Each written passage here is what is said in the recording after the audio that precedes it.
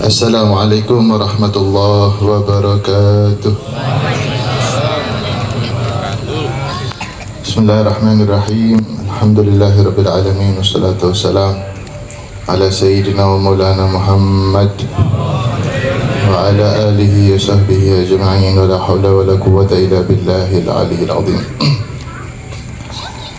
Yang kita hormati, yang kita ta'zimi, yang kita cintai para orang-orang tua kita, para penyebab-penyebab daripada turunnya rahmat Allah kepada kita semua, para habaib, para orang tua kita, panutan-panutan kita, guru-guru kita, para alim ulama kita yang dirahmati oleh Allah Subhanahu wa taala. Di sini saya tidak bisa menyebutkan satu persatu karena begitu banyak yang datang, para habaib, para guru, para alim ulama.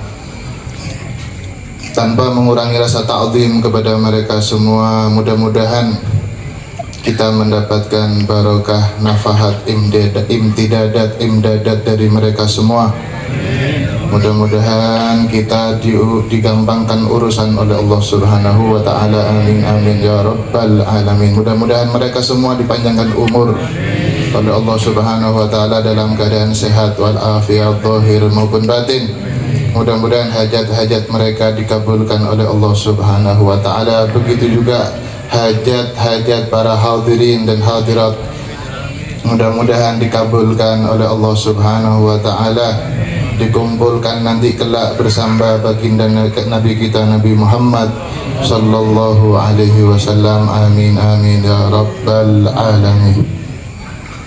Disebutkan dalam sebuah syair Ibnu Taimiyah, beliau mengatakan, idza kana hadza kafiran ja'a dhammuhu bitabbat yadahu fil jahimi mukhallada ata annahu fi yaumil itsnaini daiman yukhaffafu anhu lis-sururi bi ahmada fama dhannu bil abdil ladzi tula umrihi bi ahmada masruran wa mata muwahhida. Di dalam syair tadi itu disebutkan, jika orang ini, yaitu orang kafir, yang dimaksud adalah Abu Lahab, jika Abu Lahab telah disebutkan di dalam Al-Quran tentang meruginya dia nanti di hadapan Allah, disebutkan dalam Al-Quran tabbat yadah, yang akan dikekalkan di nerakanya Allah Subhanahu wa ta'ala. Kemudian datang sebuah riwayat yaitu Sayyidina Abbas bin Abdul Muttalib, beliau mimpi melihat Abu Lahab. Kemudian Abbas tadi itu bertanya kepada Abu Lahab, bagaimana keadaan kamu wahai Abu Lahab? Abu Lahab menjawab, fi aswa'i halin, aku berada di sebuah keadaan yang sangat jelek. Kecuali, kata Abu Lahab, kecuali di setiap hari Senin aku tadi itu bisa mengecap sedikit air yang keluar dari jari-jariku, karena aku ketika itu menunjuk dengan jariku kepada budakku yang bernama Suwaibah, anti hurrun, kamu sekarang tadi itu telah merdeka. Karena aku gembira Suwaibah tadi itu memberi kabar kepadaku dilahirkannya Nabi Muhammad sallallahu alaihi wasallam. Ketika itu Abu Lahab itu dikabari di hari Senin tanggal 12 Rabiul Awal, ba'dal fajr, setelah fajar, dikabari oleh salah satu budaknya yang bernama Suwaibah. Dikabari bahwasanya Abu Lahab itu punya keponakan baru, laki-laki yang ganteng, Masya Allah. Karena bahagia Abu Lahab mendengar punya ponakan yang kebetulan itu adalah Nabi Muhammad. Nabi Muhammad. Abu Lahab menunjuk kepada Suwaibah, kamu merdeka sekarang, karena bahagia mendengar Nabi Muhammad Sallallahu Alaihi Wasallam lahir. Karena bahagia, akhirnya Suwaibah dimerdekakan oleh Abu Lahab. Nah, gara-gara merdekanya Suwaibah tadi itu, gara-gara Abu Lahab bahagia, kata Abu Lahab, saya setiap hari Senin bisa sedikit minum dari air yang keluar di antara jari-jariku ini yang menunjuk Suwaibah merdeka.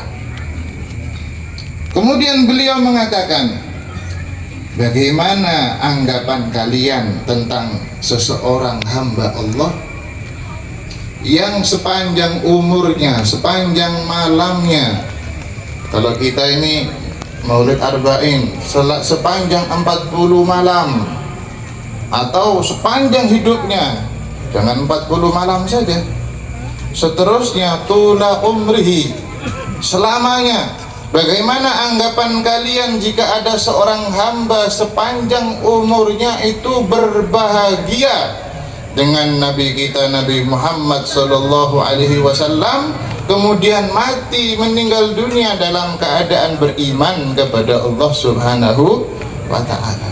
Kalau Abu Lahab yang tidak beriman kepada Allah, yang kufur kepada Allah, yang telah ditetapkan di dalam Al-Quran masuk ke neraka Allah selama-lamanya, itu masih diringankan azabnya di setiap hari Senin karena sebab berbahagia dilahirkan keponakan yaitu Nabi Muhammad Sallallahu Alaihi Wasallam. Bagaimana dengan penduduk kota Balikpapan? Bagaimana dengan hadirin jamaah yang hadir di malam hari ini yang berbahagia sebab dilahirkannya Nabi Muhammad Sallallahu Alaihi Wasallam? Bagaimana dengan umat muslimin? Bagaimana dengan umatnya Nabi Muhammad Sallallahu Alaihi Wasallam yang mana mereka tadi itu sangat-sangat berbahagia, bersyukur kepada Allah telah dilahirkan Nabi Muhammad Sallallahu Alaihi Wasallam? Bukankah mereka akan dilindungi dari api neraka? Bukankah mereka tadi itu akan diselamatkan oleh Allah Subhanahu wa Ta'ala dan ditempatkan di surganya Allah, Jannatul Firdausil A'la, karena sebab berbahagia dengan Nabi Muhammad Sallallahu Alaihi Wasallam? Allah Subhanahu wa Ta'ala berfirman, Qul wa bi fadlillahi wa bi rahmatihi fabidzalika falyafrahu. Diriwayatkan oleh Al-Imam Suyuti di dalam kitabnya Ad-Durrul Mansur, arti makna daripada fadlullah, arti daripada makna wa rahmatullah itu adalah Nabi kita Nabi Muhammad Sallallahu Alaihi Wasallam. Bagaimana tidak, beliau Sallallahu Alaihi Wasallam pernah bersabda, innama ana rahmatun muhdah, hanya saja aku ini adalah rahmat yang diturunkan oleh Allah Subhanahu wa Ta'ala yang dihadiahkan kepada umat manusia, yang dihadiahkan kepada umat manusia. Di dalam ayat yang lain, wa'lamu anna fikum Rasulullah, ketahuilah wahai hadirin, ketahuilah wahai umat manusia, wabil khusus ketahuilah wahai umatnya Nabi Muhammad Sallallahu Alaihi Wasallam, anna fikum Rasulullah, sesungguhnya di antara kalian, sesungguhnya kalian tadi itu diberi Nabi Muhammad Sallallahu Alaihi Wasallam muhdah, dihadiahkan kepada kalian. Siapa yang selamat? Yang menerima hadiah. Yang menolak hadiah tidak selamat. Siapa yang selamat? Yang menerima hadiah, yang beriman kepada Nabi Muhammad, yang mengikuti sunnah-sunnahnya Nabi Muhammad, yang berbahagia dengan dilahirkannya Nabi Muhammad Sallallahu Alaihi Wasallam, yang mengikuti dengan istiqamah syariatnya Nabi Muhammad Sallallahu Alaihi Wasallam. Siapa yang tidak selamat? Yang menolak hadiah, yang menolak hadiah yang dikirim oleh Allah Subhanahu wa ta'ala kepada umat manusia, menolak untuk tidak beriman, menolak untuk beriman kepada Nabi Muhammad, menolak untuk mengikuti syariat Nabi Muhammad, menolak untuk bahkan bersolawat kepada Nabi Muhammad sallallahu alaihi wasallam. Kita bersyukur kepada Allah, di malam hari ini kita dimudahkan lisan kita, kita dimudahkan mulut kita untuk memperbanyak solawat kepada Nabi Muhammad sallallahu alaihi wasallam. Salah satu bentuk kita berbahagia dengan dilahirkan Nabi Muhammad sallallahu alaihi wasallam adalah dengan memperbanyak solawat kepada Nabi Muhammad sallallahu alaihi wasallam. Salah satu bentuk kita berbahagia dengan dilahirkan Nabi Muhammad sallallahu alaihi wasallam, kita tadi itu mempelajari daripada biografinya. Salah satu bentuk kita berbahagia, bersyukur kepada Allah Subhanahu wa ta'ala bahwasanya kita diberi hadiah Nabi Muhammad sallallahu alaihi wasallam, yaitu kita dengan mengikuti daripada ajarannya. Kita tidak melakukan apa yang dilarang oleh Nabi Muhammad sallallahu alaihi wasallam. Oleh karena itu Nabi Muhammad sallallahu alaihi wasallam pernah bersabda, "Innama ana rahmatun muhdah, bu'ithu birraf'i qaumin wa khafdi akharin." Hanya saja aku ini adalah diutus oleh Allah Subhanahu wa ta'ala sebagai rahmat yang Allah hadiahkan kepada umat manusia. Bu'ithu birraf'i qaumin, aku ini diutus untuk mengangkat sebuah kaum. Siapa kaum yang diangkat derajatnya oleh Nabi Muhammad sallallahu alaihi wasallam? Yaitu mereka mereka adalah orang-orang yang beriman kepada Nabi Muhammad. Mereka itu adalah orang-orang yang cinta kepada Nabi Muhammad.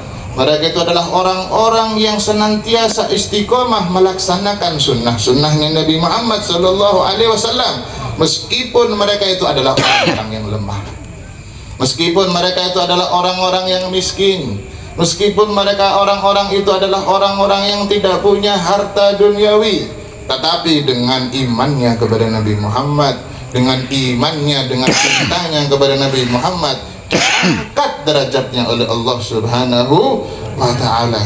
Wa khafdi akharin, dan aku ini diutus oleh Allah Subhanahu wa ta'ala untuk menjatuhkan, untuk merendahkan daripada kaum lainnya. Siapa mereka yang dijatuhkan? Siapa mereka yang direndahkan? Mereka itu adalah orang-orang yang tidak mau dengan Nabi Muhammad sallallahu alaihi wasallam. Mereka itu adalah orang-orang yang punya rasa sombong di dalam hatinya untuk menghidupkan sunnah-sunnahnya Nabi Muhammad sallallahu alaihi wasallam. Mereka itu adalah orang-orang yang tidak mau melaksanakan daripada petunjuk-petunjuk Nabi Muhammad sallallahu alaihi wasallam. Oleh karena itu, wahai hadirin yang dirahmati oleh Allah Subhanahu wa ta'ala, mari kita terima hadiah tersebut. Para ulama mengatakan hadiah tersebut itu ibaratnya sebuah mata air. Sebuah mata air, katanya para ulama, mata air tadi itu intafa'a qaumun wa ahmala qaumun. Mata air itu ada yang mengambil manfaat daripada mata air. Kalau ada orang tahu ada di situ mata air, diambil, diminum, ya, untuk kebutuhan setiap harinya, untuk kehidupannya. Ada orang tahu satunya, tahu kalau di situ ada mata air, tapi tidak mau mengambilnya. Bagi yang mau mengambilnya, maka dia akan bermanfaat untuk kehidupannya. Bagi yang tidak mau mengambilnya, maka dia akan kehausan, bahkan mati dalam keadaan kehausan. Ibarat kita tadi itu, kalau kita ngikuti Nabi Muhammad, kalau kita itu cinta kepada Nabi Muhammad, kalau kita itu mengikuti syariat Nabi Muhammad, kita akan hidup, kita akan sehat, kita akan selamat di dunia sampai di akhirat. Jika kita tidak mengambil itu mata air, kita tidak melaksanakan sunnah-sunnah Nabi Muhammad, kita akan mati kehausan, kita akan sengsara hidupnya di dunia, sengsara, apalagi nanti di akhirat Allah Subhanahu wa ta'ala. Oleh karena itu, ma'asyiral hadirin yang dirahmati oleh Allah Subhanahu wa ta'ala, mari kita bersyukur. Mari kita berbahagia dengan rahmat yang Allah turunkan kepada kita. Kita tadi itu diperintahkan oleh Allah, fabidzalika falyafrahu. Maka dengan fadl, maka dengan rahmat yang Allah turunkan kepada kita, hendaklah kita tadi itu berbahagia. Hendaknya kita tadi itu berbahagia, senang karena kita diberi nikmat oleh Allah Subhanahu wa ta'ala. Kalau kita dapat nikmat dari Allah Subhanahu wa ta'ala, dapat nikmat duniawi misalnya, apakah kita tidak senang? Senang tentunya. Tiba-tiba ada yang ngasih uang kepada sampean, 1 koper uang penuh, senang. Ini adalah dunia, ini adalah sesuatu pemberian yang fana, tidak kekal, tidak bisa menyelamatkan kita nanti di hadapan Allah Subhanahu wa ta'ala. Kalau kita itu dikasih hadiah oleh Allah, hadiah yang menyelamatkan kita dari kebodohan, dari kesesatan, dari api neraka, apakah kita tidak bahagia dengan hadiah tersebut? Apa hadiah tersebut? Adalah Nabi Muhammad Sallallahu Alaihi Wasallam. Seharusnya kita berbahagia. Katanya Al-Imam Ibnu Hajar Al-Haytami mengatakan, kalau kita berbahagia dengan dunia yang sangat remeh dan hina, maka seharusnya kita lebih dan lebih berbahagia ketika kita mendapatkan rahmat yang kekal, yaitu Nabi Muhammad Sallallahu Alaihi Wasallam. Cuma kadang-kadang kita itu ketika berbahagia, meluapkan rasa kebahagiaan kita tadi itu dengan mendapatkan nikmat kepada Allah Subhanahu wa ta'ala, itu salah. Kadang-kadang kita luapkan itu kebahagiaan dengan bentuk maksiat. Oleh karena itu para ulama itu menyebutkan, ibarat kita itu kalau bersyukur kepada Allah dengan pemberian yang Allah berikan kepada kita, itu ibaratnya qaidul mawjud wa jalbil mafqud. Ibaratnya itu kita yang ada, nikmat yang ada itu kita ikat rapat-rapat. Dan kalau kita bersyukur, maka yang belum ada itu akan datang kepada kita. Kalau kita bersyukur dengan wujudnya Nabi Muhammad, dengan kita dijadikan umatnya Nabi Muhammad SAW, maka nikmat-nikmat yang lain itu akan diikat oleh Allah Subhanahu wa ta'ala, tidak akan dilepas dari sampean. Tapi kalau kita tidak bersyukur dengan adanya Nabi Muhammad SAW, maka nikmat-nikmat yang lain itu akan dilepas oleh Allah Subhanahu wa ta'ala, tidak lama akan lepas dari sampean semua. Na'udzubillah tsumma na'udzubillah. Oleh karena itu, luapan rasa bahagia harus sesuai apa yang dicintai oleh Nabi Muhammad SAW. Kira-kira apa luapan bahagia kita untuk menunjukkan rasa cinta kita kepada Nabi Muhammad? Yaitu dengan memperbanyak sholawat. Ya, untung sampai ini semua bisa menghadiri majelis seperti ini, bisa menghadiri majelis maulid Nabi Muhammad SAW, yang kita tadi itu disibukkan dengan lantunan qasidah untuk bersolawat kepada Nabi Muhammad, untuk berdoa kepada Allah Subhanahu wa ta'ala. Kapan lagi kita punya bisa waktu yang begitu indah seperti ini? Bukan. Apa yang kita lakukan? Bersolawat. Apa kita akan menghabiskan episode sinetron? Ada Turki, ada Korea, belum, masih banyak itu. Kapan kita akan menyisakan waktu, meluangkan waktu untuk fokus kepada Nabi Muhammad, kecuali di majelis seperti ini? Tidak punya. Hidup kita di rumah itu kalau tidak HP, televisi, ngobrol, gibah dan lain sebagainya. Begitu kita masuk ke majelis seperti ini, yang kita fokuskan hanya Nabi Muhammad SAW. Oleh karena itu, kalau sudah di majelis, kalau sudah di tempat maulid, ya jangan Instagram itu stop dulu. Nah, kalau sudah di majelis Instagram, di rumah Instagram, mau tidur Instagram, bangun tidur Instagram. Inna hayati wa mamati Instagram, katanya dia. Kehidupanku dan matiku adalah demi konten, demi status, demi yang lainnya sebagai itu. Sudah cukup. Begitu kita masuk ke majelis yang seperti ini, sudah fokuskan waktu kita, luangkan waktu kita untuk Nabi Muhammad Sallallahu Alaihi Wasallam. Mudah-mudahan dengan keberkahan waktu yang kita peroleh di saat seperti ini, waktu-waktu kita yang lainnya ikut menjadi barokah, sehingga yang tidak bermanfaat tadi itu kita tinggalkan. Kita tambahi porsi kita kepada Nabi Muhammad Sallallahu Alaihi Wasallam. Kita tambahi sholawat kita kepada Nabi Muhammad Sallallahu Alaihi Wasallam. Pulang dari majelis ini, kalau memang kita mendapatkan barokah dari Nabi Muhammad Sallallahu Alaihi Wasallam, ke rumah menjadi lebih baik. Ke rumah bawa oleh-oleh untuk keluarga, untuk anak. Nah, ini adalah oleh-oleh dari majelis. Apa itu? Rasa cinta yang luar biasa kepada Nabi Muhammad Sallallahu Alaihi Wasallam. Oleh karena itu, kita harus benar-benar bersyukur kepada Allah Subhanahu wa Ta'ala dengan dianugerahkan Nabi kita Nabi Muhammad Sallallahu Alaihi Wasallam. Kalau bukan karena Nabi Muhammad, kita akan tetap berada di dunia jahiliyah. Seperti yang kita saksikan tadi, ada bentuk tasmiyah. Di situ disebutkan dalam sebuah riwayat, kunna fil jahiliyati nulattikhu ra'sa sabiyina bidamil aqiqah. Kita itu dulu, katanya para sahabat ini, kita itu dulu di zaman jahiliyah, kalau ada anak yang lahir, kita lumuri kepala anak kita tadi itu dengan darah aqiqah. Jadi ada sembelihan, kambing disembelih. Ketika ada anak itu lahir, kambing disembelih, darahnya disimpan, kemudian dilumuri itu kepala anaknya dengan darah aqiqah. Itu adalah jahiliyah. Bagaimana dirubah sama Nabi Muhammad SAW? Faja'al Islam, kata para sahabat.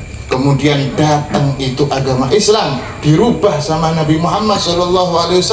Tsumma nunattikhu ra'sa sabina biza'faron. Kemudian kami melumuri kepala bayi-bayi kita dengan wangi-wangian. Jadi yang kembang tadi itu, bunga tadi itu bukan ajarannya siapa, itu ajarannya Nabi Muhammad Sallallahu Alaihi Wasallam. Dilumuri, dikasih wangi-wangian kepalanya tadi itu sudah ada di zamannya sahabat Sallallahu Alaihi Wasallam.